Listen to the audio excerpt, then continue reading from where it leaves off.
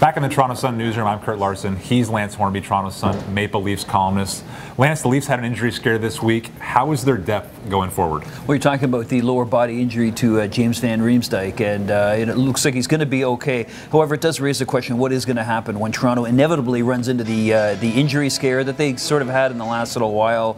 They got away from that last year. A lot of young kids playing 82 games, so that was a huge advantage. Most people think that the wear and tear may catch up with them this year. Now, they have Josh Leivo, who hasn't played a game yet. They were flipping Dominic Moore and Eric Fair until he went on waivers, but I guess the big thing will be on defense. They don't have a lot of bodies back there. Connor Carrick's sort of the odd man out right now as they promote Borkman, the young Swede. They've sent Calle Rosen down, but really all they have is offensive defensemen down there, more or less.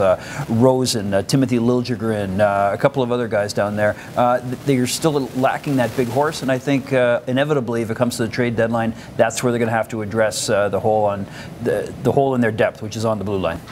Staying with the depth issue, Frederik Andersen played his 200th NHL game on Thursday. How's he doing, and when might we see backup Curtis McElhinney? Well, the Leafs did see a guy in Anderson who can go the distance. They obviously have had goaltending issues for a long time. Last year, up around 60 games. This year, they hope he can play at least 65, but still stay fresh for a playoff run. McElhinney is there if needed. He's been idled, for the lack of a better word. Only had the one game. He did beat Detroit. He has been off for a little while. I think you'll see him again on the West Coast trip. They believe, or I believe, they're splitting the Anaheim-Los Angeles games. And then they have back-to-back with Boston around Remembrance Day. But that's why they got McElhinney. Good guy in the dressing room. I think he's quite capable. He's going to have to play the second part of back-to-backs, which are always the hardest. But I think he has the temperament for that kind of job. I'm going to put you on the spot right here.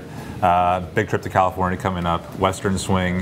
What is this kind of trip going to tell us about the Leafs moving forward?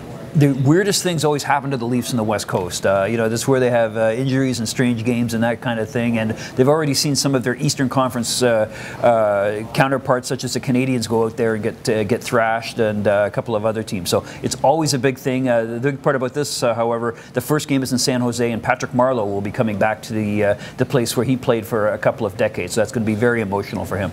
You can read more at Lance Hornby at TorontoSun.com or at Post Media sites across Canada. We'll see you next time.